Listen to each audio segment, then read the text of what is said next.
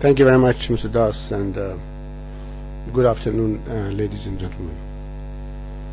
I'm extremely pleased to be in Delhi again, and a privilege to speak the IDSA conference. I appreciate the invitation that was extended to me to share with you my views and experience on a very important issue, the transnational crime. It is very interesting to note that during my service as Interior Minister of Afghanistan, about 70 to 80% of serious crimes we were faced with had relations with one way or the other with transnational criminal activities. What I will do this afternoon, I will talk about several issues put on the table, then to set the tone for later question and answer period, or to interact with each other on these issues. I would like to talk first about the impact of globalization on crime, and then see the how the old domains actually expanded to new territories, and maybe about the nexus between crime and terrorism, and what is the security implications of all these activities that affects not only countries but regions, and finally how to respond collectively to transnational crime. In talking about the impact of globalization, there are several issues that I would like to point out. First, how this globalization impacts the nature of crime, and then the kind of a relationship between crime in criminal environment, and then what is actually the definition of the international crime or transnational crime, and how this what is the strategic base of fighting crime in the new setting, how crime becomes transnational, and how the structures changes, and then I will move to the traditional domain and new territories. To start with, in the past 30 years, under the impact of globalization, crime groups have transformed from domestic organized crime syndicates that were regional in scope and hierarchically structured to criminal organizations that are global and transnational in nature, increasingly flatter in structure and willing to network with other criminal factions. The multinational networks operate in multiple countries simultaneously in order to leverage global criminal and illicit markets. Their expansion is not simply linear, but more synergetic in nature. The defining factor is the global dynamism that nurtures transnational organized crime. So, in looking at the problem, therefore, we need to focus more on a range of activities where individuals, group, and multi-criminal groups get involved. The new global setting facilitates partnership among a variety of illicit organizations, accommodates criminal freelancers, and generate what I call accidental criminals. There is no, of course, consensus definition of organized crime among either practitioners or theoreticians as long as transnational crime is concerned. Under the UN Organizational Crime Convention, transnational crime is any serious transnational offense undertaken by 3 or more people with the aim of material gain. This is a much broader understanding of the problem than the usual focus on multi-crime groups of professional criminals. it is the crime-friendly environment that matters more than the pool of crime-committing outfits. In recognition of emerging trends, the United Nations Office of Drug and Crime concludes that most organized crime problems today seem to be less a matter of a group of individuals who are involved in a range of illicit activities, and more a matter of a group of illicit activities in which some individuals and groups are presently involved. Traditionally, fighting transnational crime has been mostly focused on fighting groups, using the tools of arrest, seizure, and conviction. Despite some success achieved by such approaches in many countries, the achievement have often pushed crime waves into other areas in countries with little capacity to deal with the threat. So the strategy aimed at criminal groups will not stop the illicit activities if the dynamics of the market remains unchanged or unaddressed. So a crime becomes transnational when a number of things can happen. First, it is committed in more than one state, like trafficking in human, drugs, arms, etc. Second, it is planned in one state and committed in another, like terrorist attacks. Next, it is committed in one state but involves criminal groups of more than one state, like smuggling firearms. It is committed in one state but seriously impact other states, like piracy and cybercrimes. Another attribute of the transnational crime in a globalized world is the changing structure. The new structure are usually composed of numerous networks of cells similar to modern flat business organizations. This is what one sees in Afghan drug networks and in crime and terrorist groups within the insurgency facing Afghanistan. The situation is different from the traditional top-down structure of mafia-type criminal groups such as the Colombian drug cartels, the Gambino crime family networks of New York, and Russian-speaking organized crime. The cellular structure of the network increases organizational flexibility, reduces the possibility of law enforcement penetration, and provides greater efficiency for the group. Further, the diffused makeup and smaller size of the leadership in devolved units make it difficult for the law enforcement to identify leaders. Now, with that, the changes in the nature of transnational crime, there are new areas, new territories that are dominated by criminal groups. Transnational crimes constantly diversify and transform under a dynamic process of globalization. If left unchecked, criminal violence could grow worse over time, mutating from low-level racketeering to wider operations associated with global criminal activities.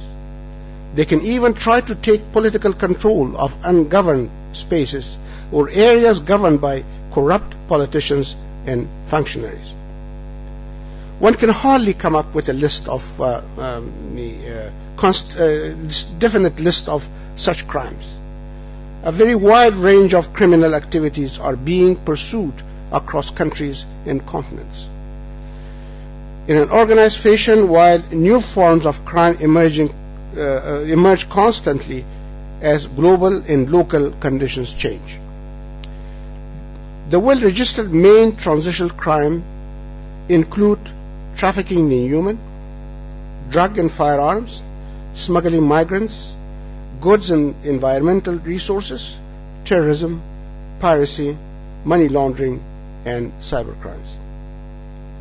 I will skip the definition and the extent of these other crimes, but focus on two types of crimes which affects the region very much.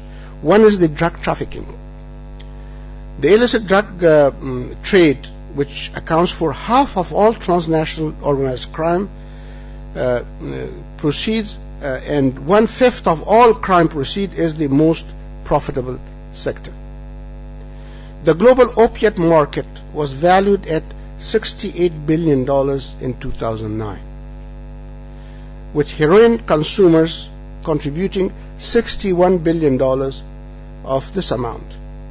The supply of most of the world heroin comes from opium poppy cultivated in Afghanistan. And the majority of this is consumed in Europe, the Russian Federation, and countries en route to these destinations.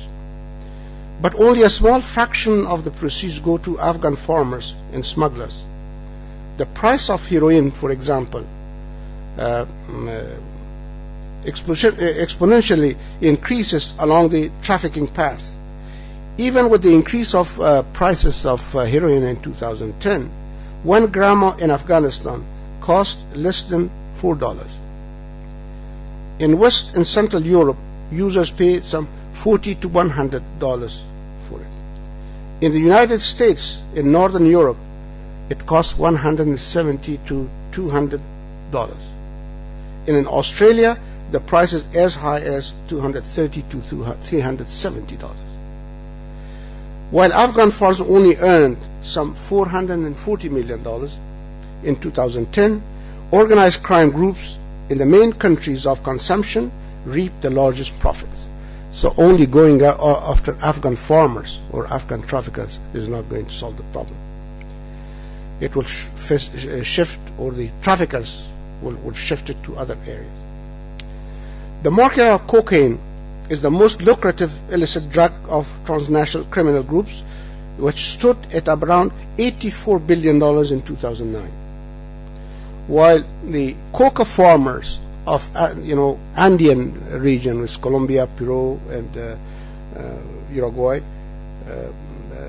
earned about $1 billion of the bulk of the income generated was in North America, $35 billion, and in West and Central Europe, $26 billion. The bulk of cocaine moves from the region that is produced in South America to the United States and through sea routes to West Africa. The money that the drug trade generates not only supports criminal activities in all these countries, but at the same time corrupt countries and law enforcement agencies in the countries that are involved there. Now the enormous money generated by transnational crime is being moved around and laundered through a sophisticated and diversified system. Transnational criminals use both legitimate and illegitimate banking system to move money internationally. Insurgents crime group in South Asia support themselves through Hawala system network and large-scale cash movement facilitated by their own transport system. They also draw funds from charities and front companies, manipulating the legislative differences among different nations and nations that they actually use the gaps in law in order to exploit it and move money around. Billions of dollars that openly leaves Kabul airport annually and billions that are sent through the Hawala system are suspected to include large sums illegally earned. So therefore, money laundering, controlling the money laundering or the flow of money is one important measure to fight the criminal activities. But the most serious threat that many countries face today is the crime and terrorist nexus. The nexus between insurgency, terrorism, and crime as the source of the most complex and multi-dimensional threat to international security. In the past, organized crime groups had reservations about fully collaborating with insurgents in terrorists because of potential risk of attracting attention from political and legal authorities. The new globalized environment tends to enmesh illegal activities in webs of criminal syndicates and terror groups. Crime is primarily a profit-driven venture, while insurgency pursues a political struggle. But criminal groups can become political, and insurgencies who are pursuing political games could become criminal. Using their criminal expertise, the networks actually help terrorists, while at the same time the terrorists protect the criminal groups in their own business. There's an emerging trend that over time an entirely criminal group may transform by adopting political goals and new operational objectives. In some cases, such morphed bodies can form alliances with existing terrorist organizations or foreign government to help achieve their strategic ambitions. Such criminal organizations try to control ungoverned territory within a nation state, acquire political power in poorly governed areas. Dawood Brahim's D Company is one example here, which was a 5,000-member criminal syndicate operating mostly in Pakistan, India, and United Arab Emirates. It actually emerged first as a low-level smugglers in 1970s and later as a leader of a polycrime syndicate throughout the 1980s. It then became radicalized and adopted political goals in 1990s. The group has moved its headquarters to Karachi and believed to have both deepened its strategic alliance with the Pakistani circles and developed links to terrorist groups including Lashkar-e-Taiba and Al-Qaeda. The United States put the Dawood Ibrahim groups on terrorist list in 2003. Press accounts have reported that Ibrahim's network might have provided a boat to the 10 terrorists who killed 173 people in Mumbai in November 2008. On the other hand, insurgents and terrorist organizations could involve in criminality to an extent that the line between their criminal and political interests become blurred. One example is the different factions of Taliban that are fighting in Afghanistan. If you look at the Quetta Shura in southern Afghanistan, the Quetta Shura actually acts like a drug cartel. And they actually tax drug traffickers, drug farmers. They also earn money from protection of the convoys. And at the same time, they actually have other sources that actually comes from criminal activities like extortion, kidnapping, and others.